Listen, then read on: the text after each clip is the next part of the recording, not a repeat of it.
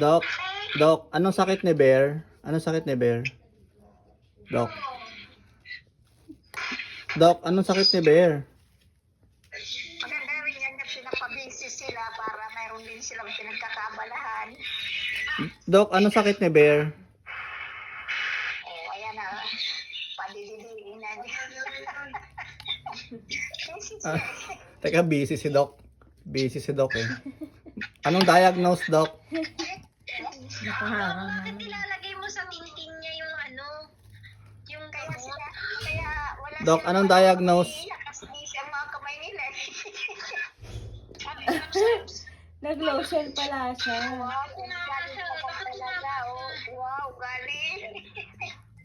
Hindi, ayaw pa magpabuhat. Oh, ayaw pa. Oh.